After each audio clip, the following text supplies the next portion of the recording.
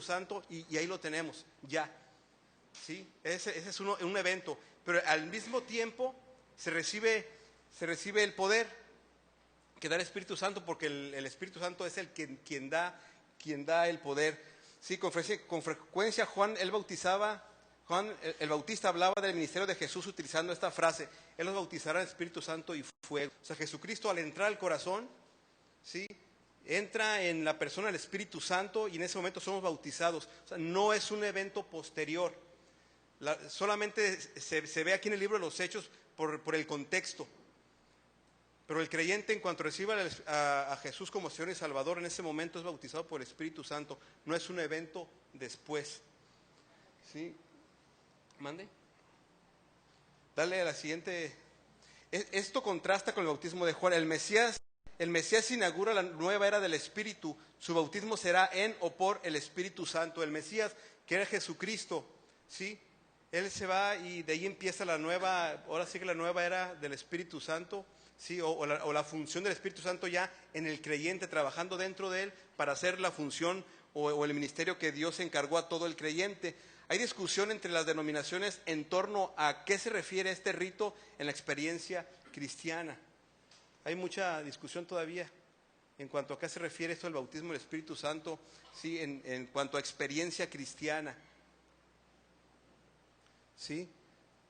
¿Usted aceptó a Cristo como Señor y Salvador? Levanten la mano los que ya son salvos, que ya recibieron a Cristo como Señor y Salvador. Bajen la mano.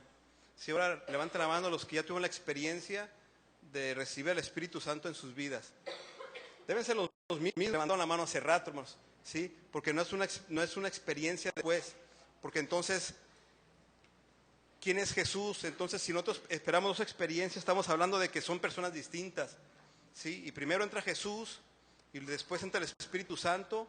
Cuando es la misma persona, entonces es un solo bautismo, ¿sí?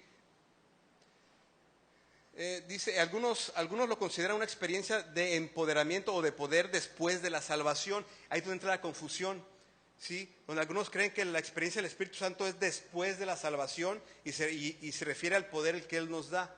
Pero la Biblia habla de que solamente tenemos un solo bautismo del Espíritu Santo, y ese bautismo es que nos dé la salvación y además del poder, ¿sí? Porque recibiremos poder cuando venga el Espíritu Santo, le dijo Jesús a los discípulos, ¿sí? Pero por eso le dijo que se esperaran, porque yo me voy.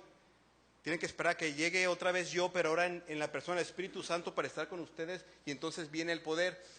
No se niega que posteriormente obtendremos llenuras y equipamientos. ¿Por qué? Porque el Espíritu Santo, el bautismo se da en el momento de la conversión, pero sí es cierto que después hay lo que le llaman la plenitud del Espíritu Santo, ¿sí? O el ser lleno del Espíritu Santo. ¿Por qué? Porque un creyente que reciba a Jesucristo recibe el Espíritu Santo, pero si ese creyente deja de congregarse, deja de orar, deja de leer su Biblia, dice la palabra de Dios que eso empieza a contristar al Espíritu Santo. Entonces este hermano que contrista al Espíritu Santo no está viviendo la plenitud del Espíritu Santo, porque no está dirigiendo su vida en totalidad. Cuando este creyente se reconsagra al Señor, pide perdón, reconoce su enfriamiento o su apartamiento, ¿se dice? ¿Sí? O su apartarse del Señor y se reconsagra, entonces no vuelve a recibir el Espíritu Santo. El Espíritu Santo que ya está ahí, entonces toma el control y eso se llama la plenitud del Espíritu Santo o la llenura. Y cuando hablamos de llenura no significa que el Espíritu Santo se da en partes, o que hoy tengo la mitad, no, ¿sí? Se refiere a la llenura a que el Espíritu Santo está controlando toda tu vida. Entonces ahí es donde podemos medir nosotros qué tanto estamos andando en el Espíritu. ¿Sí, Gaby?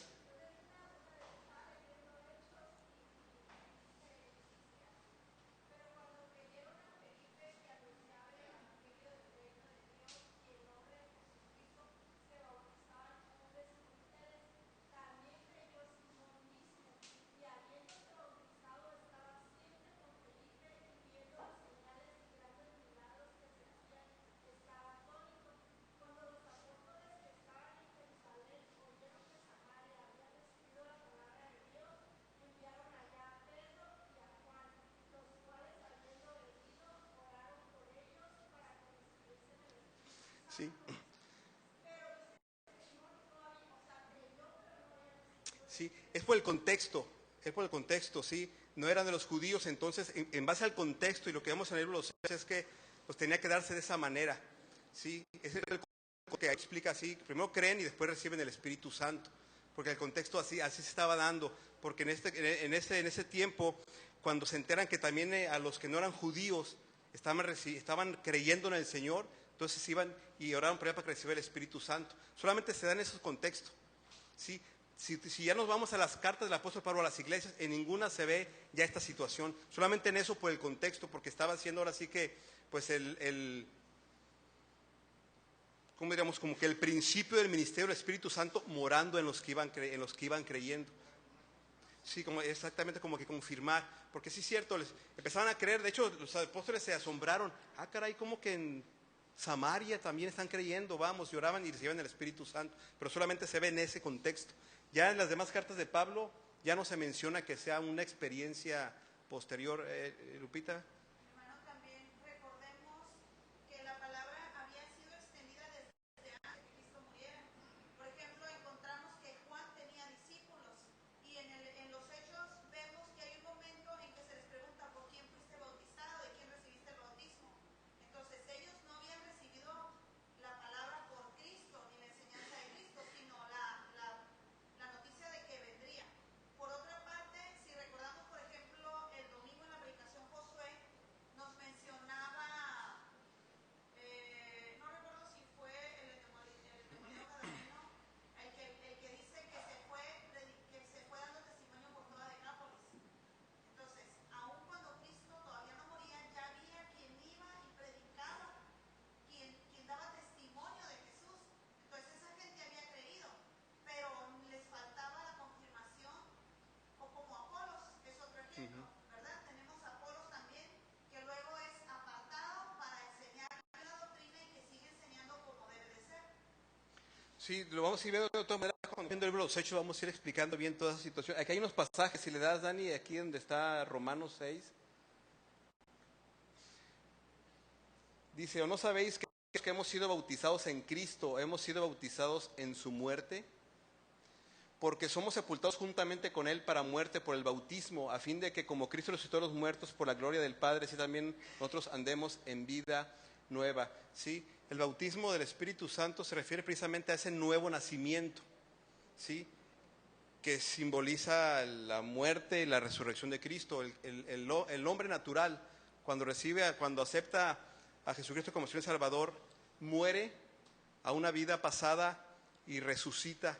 Por eso dice el pasaje, ¿sí? Lo que hemos sido bautizados en Cristo, o sea, aceptamos a Cristo, somos bautizados en Él, obviamente en el Espíritu Santo, hemos sido bautizados en su muerte, ¿sí? Es decir, tenemos que morir para vivir, porque somos sepultados juntamente con Él para muerte por el bautismo, a fin de que como Cristo es muerto, por la gloria del Padre, nosotros andamos en vida. Este bautismo no está hablando del bautismo simbólico, está hablando del bautismo del Espíritu Santo, bautizados en Cristo, se refiere a eso, tenemos que ser bautizados en Él, y eso es una sola vez, o sea, no se puede aceptar a Cristo dos veces. De repente algún predicador hace llamamiento y de repente vemos que hay hermanos creyentes, incluso miembros de la iglesia, que levantan la mano aceptando a Cristo. A lo mejor se ha visto y se pregunta, ¿otra vez? Entendemos que es una reconsagración, bueno, yo creo que así es, ¿sí? Porque a Cristo no se puede recibir dos veces, a menos que la primera vez que se dice que se recibió no haya sido, ¿sí? Porque es solamente, dale al siguiente, Dani, un Señor, una fe, un bautismo, o sea, no hay más de un bautismo. ¿Ibas a decir algo? Ok.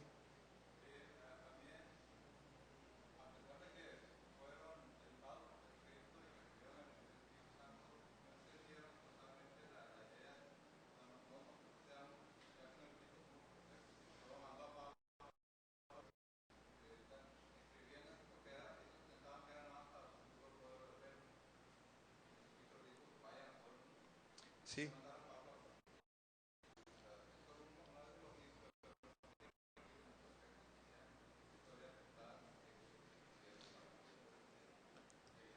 Sí, esta es la perfección o la santificación, también la vamos a ir viendo porque es parte de los fundamentos, el fundamento de fe.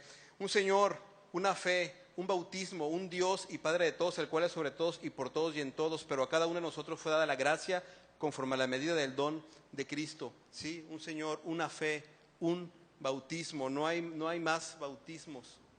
¿Sí? Lo que hacemos aquí en el bautisterio, pues es un acto simbólico y de obediencia de lo que ya sucedió en nuestra vida. Sí, que fue simbólicamente al sumergirnos en agua, estamos simbolizando que hemos muerto a nuestra vida pasada, y al sacarnos del agua estamos simbolizando que hemos resucitado a una nueva vida en Cristo. ¿Sí? Hay iglesias que piensan que el bautismo en agua es el que salva. Tanto que dicen que si crees en Cristo, pero no te has bautizado, no eres salvo. Yo tuve un compañero cuando trabajé en la Nissan que no discutimos, pero sí seguido hablábamos de eso. Y entonces yo le decía, entonces tú estás nulificando la muerte de Cristo en la cruz. Porque si yo creo en Cristo, por lo que hizo por mí en la cruz, que resucitó y todo, y me muero antes de ir a las aguas, entonces lo que hizo Cristo, ¿de qué sirvió si lo que me salva es el agua? Y se quedaba pensando, mejor voy a decirle a uno de los, como que gente de jerarquía de su iglesia, porque no me supo explicar eso, quitarle el valor a la muerte de Cristo y dárselo al acto simbólico. Sí, Javier, y luego Néstor. Es un ejemplo claro, sí, creo que le dije ese ejemplo, el hombre en la cruz, el ladrón que murió, no alcanzó ni a hacer su primera buena obra del día. O sea, no alcanzó nada, o sea, ¿y qué le dijo Jesús? Hoy. Y bueno, y no como lo dijo aquel, ¿sí? Hoy estarás conmigo en el paraíso, le dijo. Este hombre ni se alcanzó a bautizar, no alcanzó a pedir su membresía en la primera iglesia bautista de aquella época, no alcanzó a dar su primer diezmo, no tuvo chance ni siquiera de pedir perdón a la gente que había ofendido, pero sin embargo fue salvo por gracia. Néstor, ¿ibas a decir algo?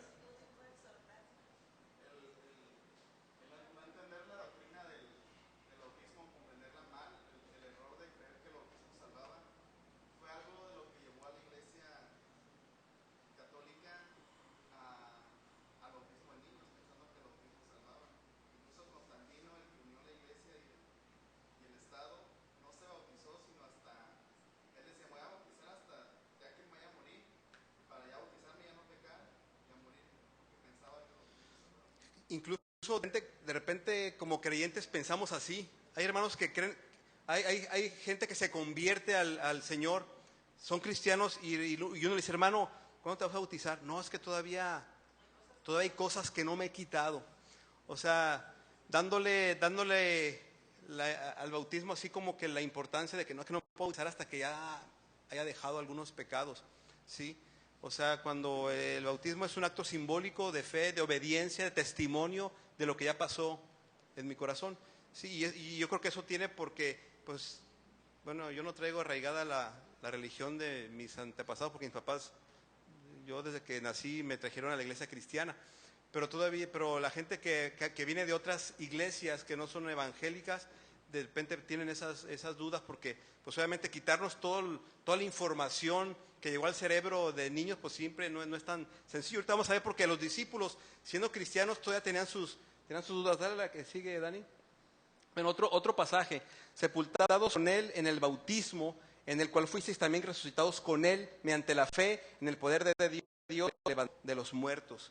O sea, el bautismo del Espíritu Santo es en el momento que crees, porque en ese momento mueres al pecado, a tu vieja naturaleza, y naces a una nueva vida. Por eso llamamos el nuevo nacimiento, o la regeneración, o la conversión. Te conviertes de un hombre natural, ¿sí?, a un hombre espiritual. Te conviertes de ser un pecador condenado a ser ya un salvado, o salvo, pues.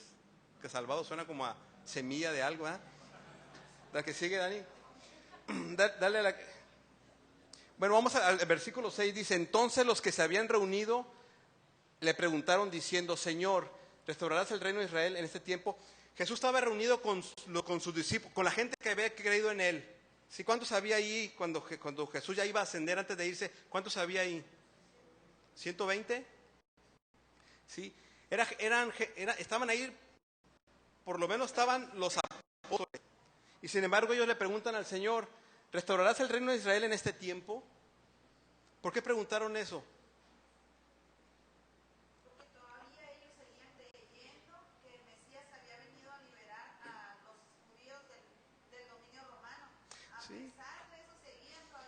todavía tenían la idea del judaísmo, que estaban esperando a creían que era el Mesías, lo aceptaban como Mesías, pero le preguntaban que si cuándo iba a venir ya como pues a liberar al pueblo de Israel de la opresión. Dale ahí donde dice restaurar, hay unos pasajes, ¿sí?, del Antiguo Testamento que tiene que ver con esto, porque acuérdense que todos los discípulos y los que ya habían creído en el Señor, pues todavía pues traían sus ideas, así como nosotros cuando aceptamos a Cristo, pues nos revoluciona todo, porque nos cambia el concepto de la vida misma, el concepto de uno mismo, y pues tiene uno que irse como que agarrando la identidad de hijo de Dios.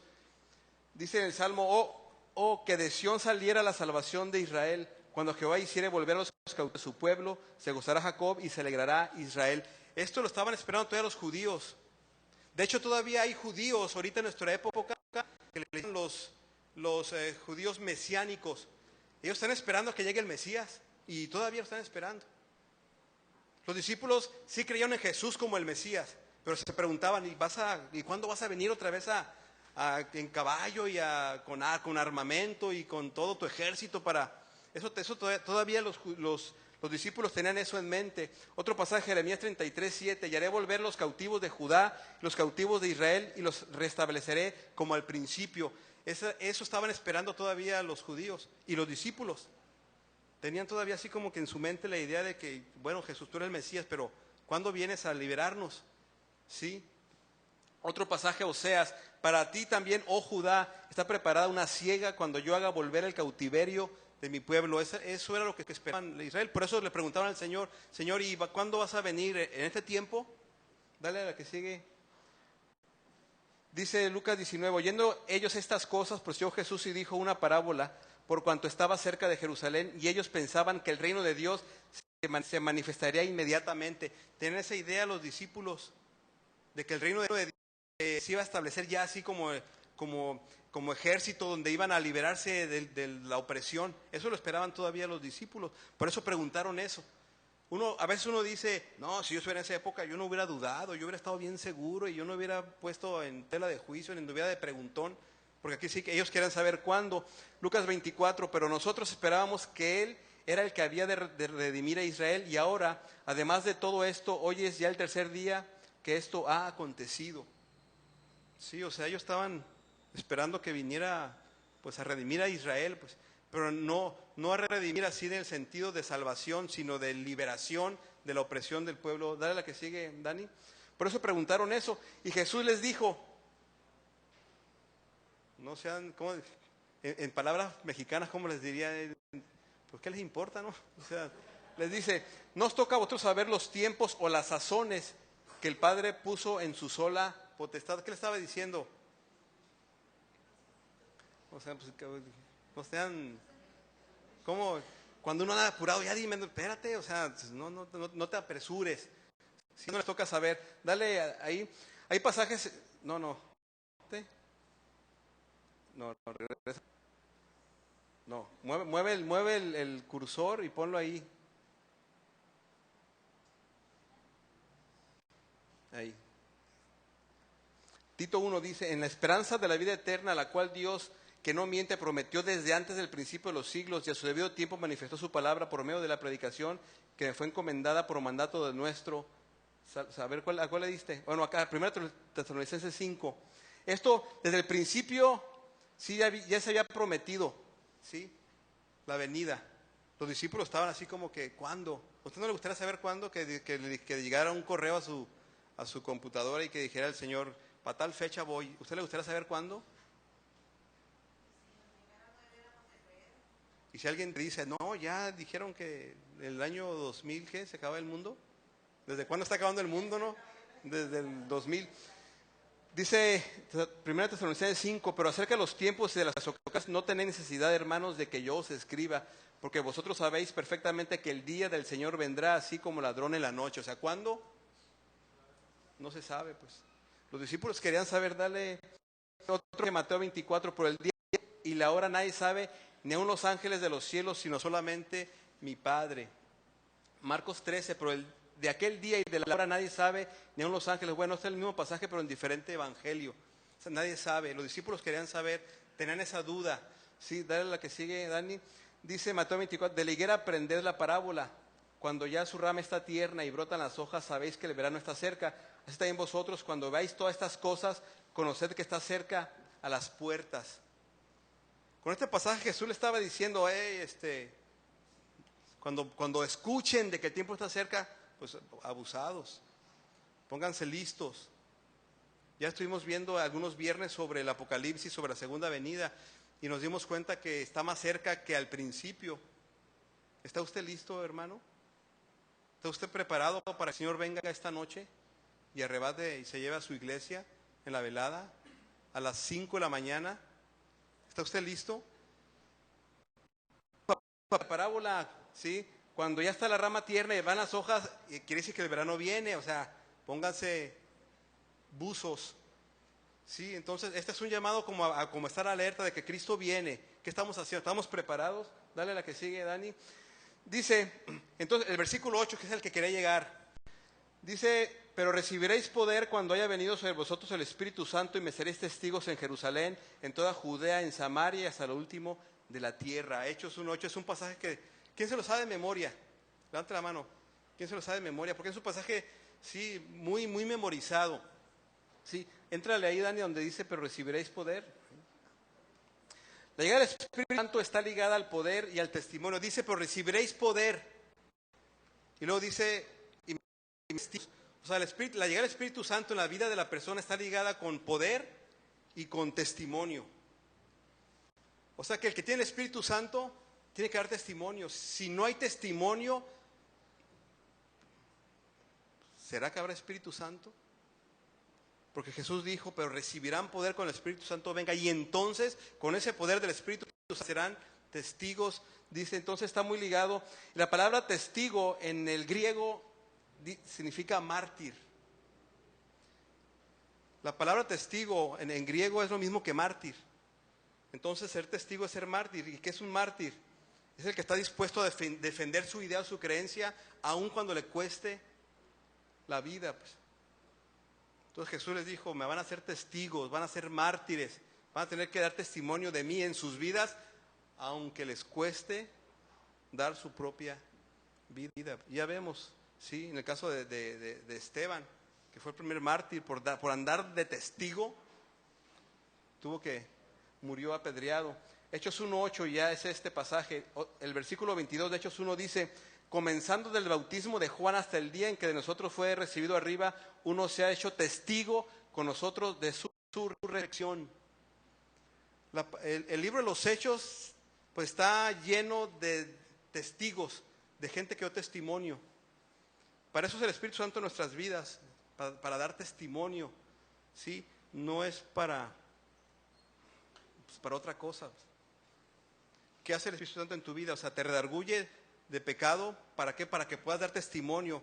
Sí, Jesucristo dijo en una ocasión, dijo, vosotros sois la luz del mundo. ¿Sí? ¿Qué significa eso? Que alumbramos, o sea, que se nota donde estemos. Sí, o sea, que somos luz, o sea, que donde estemos se nota que nosotros hay algo diferente, que alumbramos. Eso es dar testimonio de quién está en tu vida. Entonces, el advenimiento del Espíritu Santo en la vida de la persona tiene que ver con el poder para dar testimonio. No es nada más el hablar de las 7 leyes espirituales o ¿qué otro era? El Evangelio, pero aquí estaban las 7 leyes espirituales, luego estaban los 4 pasos, algo así. O sea, el dar testimonio no nada más es con lo que sabemos del Evangelio, sino es con nuestra propia vida. Entonces podríamos preguntarnos, ¿el Espíritu Santo que mora en nosotros, se está evidenciando Él en nuestras vidas? ¿Está haciendo luz en tu casa con los que vives? ¿Está haciendo luz en tu trabajo? ¿Está haciendo luz en la escuela? Porque para eso recibiste el Espíritu Santo, para ser testigo. ¿Sí? En Jerusalén, en Samaria, dale a la que sigue. Hechos 3:15 dice, y matasteis al autor de la vida, a quien Dios resucitó de los muertos, de lo cual nosotros somos testigos. O sea, los cristianos están siendo testigos, y aquí vemos otro pasaje en Hechos 3:15, Hechos 5:32, otra vez hablando de testigos. Nosotros somos testigos suyos de cosas que Dios a los que le obedece. obedecen. O sea, el Espíritu Santo nos hace ser testigos, dar testimonio, ser luz. ¿Qué más? Ser sal. Se debe evidenciar, es más, debe salirse por nuestros poros la luz de Cristo. Hay un canto que dice que si no llenamos la tierra de la luz de Jesús o de la vida de Jesús, las tinieblas se disfrazarán de luz. Si nosotros no estamos, y es lo que está pasando, o sea, las tinieblas están disfrazando de luz. Creo, eso está bien, mira allá ve. Pero, ¿saben qué? En los libros de los Hechos, el impacto que la gente tenía era precisamente por el estilo de vida de los creyentes. O sea, la vida de ellos estaba evidenciando en quién habían creído. El problema de nuestros días y la razón por la que muchas iglesias cristianas se están inventando cualquier cosa para atraer a la gente es precisamente porque la vida de nosotros ya no impacta. Ya la gente dice, pues son iguales. ¿Qué es lo que impacta ahora? Pues hay que inventarnos algo. A ver, Néstor, párate de cabeza y pon un letrero con luces de colores y di, aquí va a haber un terremoto, algo, invéntate algo, porque la vida de los cristianos de ahora ya no atrae a la gente. ¿Qué atrae a la gente? A las congregaciones. Pues, a veces pues el show que podemos hacer aquí. No, ve, se pone bien bueno allá el culto. Y pues la gente viene esperando un espectáculo. ¿Por qué? Porque la vida de los cristianos ya no es de impacto. Entonces las iglesias tienen que inventarse cosas, hacer eslogan. Yo no veo en todo el Nuevo Testamento que las iglesias estuvieran haciendo así como, pues no sé, eventos. Y cuando veo ahí, yo no veo en ninguna iglesia que hicieran así, que hicieran todo un evento en un estadio y que pusieran ahí, va a venir aquí Pedro el sanador, con solo tocar su sombra. O sea, ¿por qué tanta gente se convertía? ¿Por qué tanta gente? Dice la Biblia en el libro de los Hechos que se añadía a la iglesia los que iban a ser salvos. ¿Qué era lo que atraía a la gente al Evangelio de Cristo? El testimonio de vida, tener favor. Eso es lo que impacta a la gente. Eso es lo que va a hacer que la gente se convierta en el Evangelio. No todo lo que podamos hacer aquí. También dice que les escuchaban hablar y decían, no son estos pescadores, no son el hijo de, no me acuerdo quién. Entonces, pues, era gente del pueblo que de pronto veían que tenían algo que era diferente. Su manera de hablar, su manera de conducirse, su manera de trabajar en los trabajos que tenían, la manera en cómo se relacionaban con los vecinos, eso era lo que impactaba a la gente. Eso es lo que atraía a la iglesia. Ahora, tristemente, las iglesias tienen que inventar cosas para ser más atractivos. Y cada vez más cosas suceden en los templos que la gente se asombre. No, allá sí. Pero los bautristas, porque luego así nos dicen, ¿sí?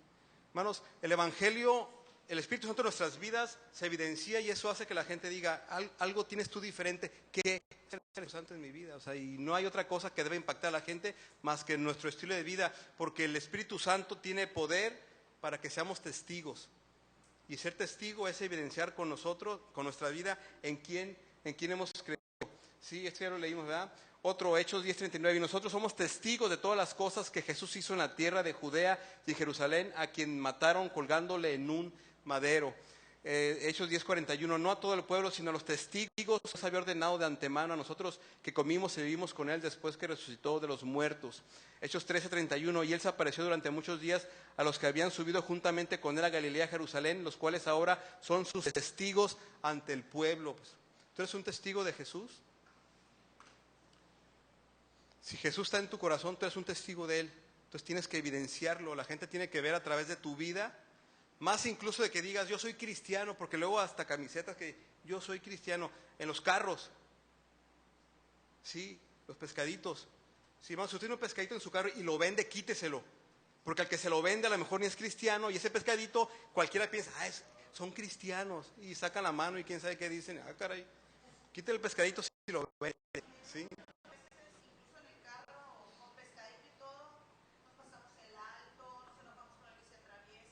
Aquí en la esquina te ponemos en rojo. El Espíritu Santo en nuestras vidas tiene todo el poder de transformarnos y hacernos personas que seamos luz. Porque Jesús dijo, ustedes son luz. No dijo, son un reflejo, son la luz. O sea, no hay vuelta de hoja, ¿sí? Porque serás testigo suyo a todos los hombres de lo que has visto y oído. Esto le dijo, ¿sí? Sí, esto se le fue dicho al apóstol Pablo, ¿sí?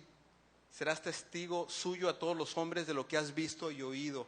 ¿Se acuerdan? Para el apóstol Pablo, sí, es el apóstol a los gentiles.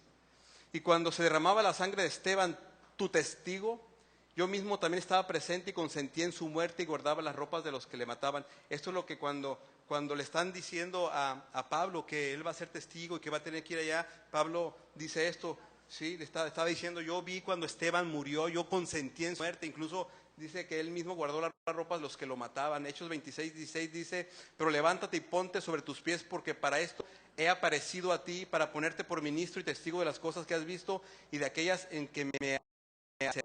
Esto es, sí, el Espíritu de Dios hablándole a Pablo directamente y diciéndole, te he puesto a ti por testigo mío.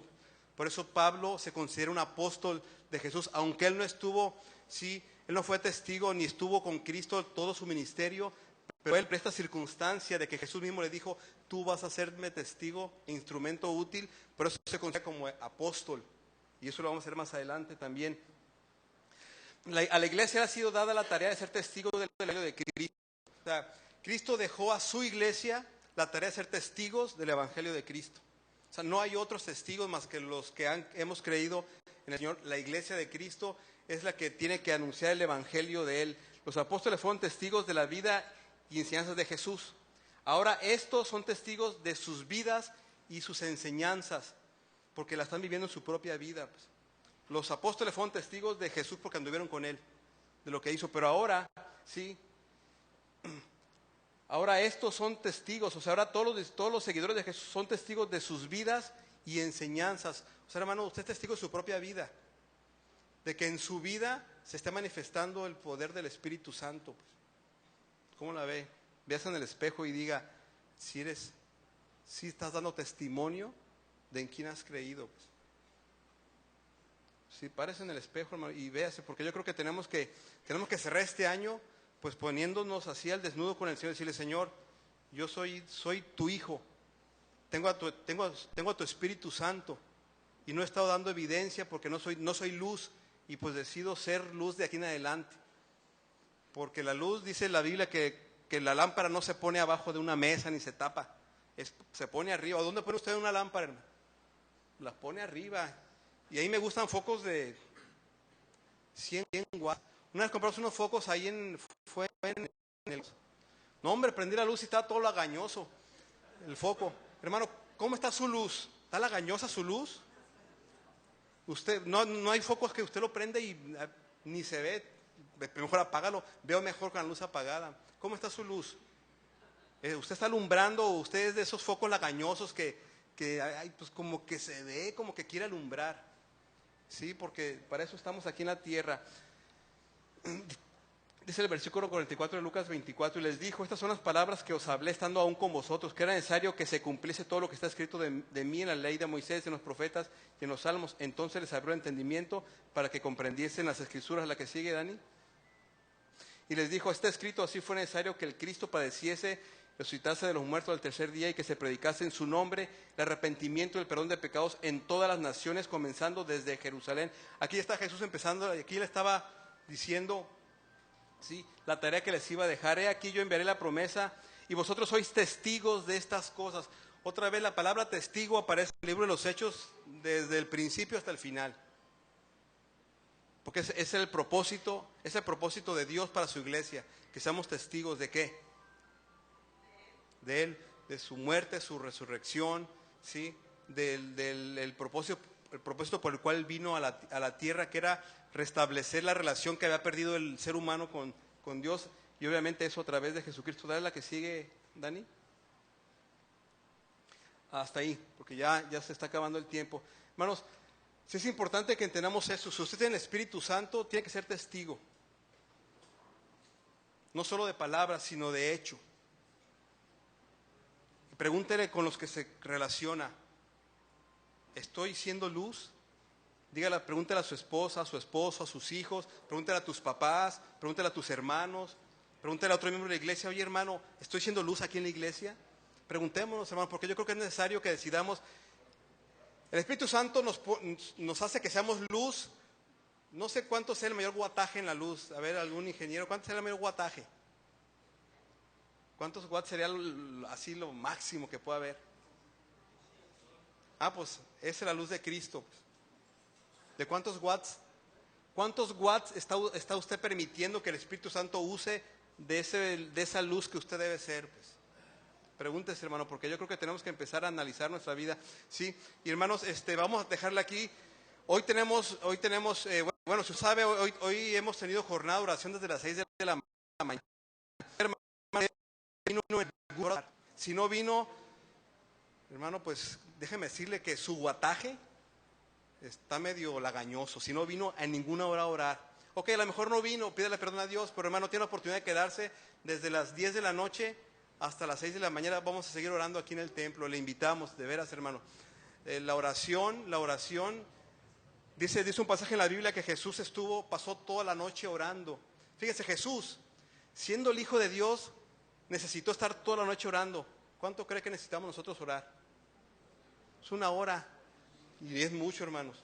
No, hermanos, necesitamos orar. Así que le invitamos, le invito y le pido en el nombre del Señor, si usted es creyente y miembro de la iglesia, quédese. Si le da sueño, duerma. Aquí no importa, nada más no ronque para que no despierte al de al lado. Hermano, pero quédese de veras. Necesitamos orar como iglesia porque el tiempo del Señor está cerca, ¿sí? Y pues ya vamos cerrando el año y pues necesitamos de su vida, ¿sí? Porque usted es un hijo de Dios, usted es luz para que alumbre, ¿sí? Hermanos, mañana no va a haber oración a las 7:30, ¿sí? Para que no venga. Mejor quédese hoy, ¿sí? No voy a venir a las 7:30 porque ya ve, ahora que vengo no hay nada. Quédese hoy, ¿sí? Mañana los jóvenes a las 5 de la tarde tienen su reunión. Mañana en la colonia 20 de noviembre a las 10 de la mañana también hay actividad con niños y con adultos. También el hermano Moy pues va al Cerezo para que oren por él mañana, que va a estar ahí un rato predicando la palabra. El domingo, hermanos, tenemos la escuela dominical a las 10 de la mañana, a las 12:15 el culto de predicación. Por la tarde a las 4:30 en los planes se predica la palabra de Dios. A las 6 de la tarde en la colonia Tabachines también se predica la palabra del Señor.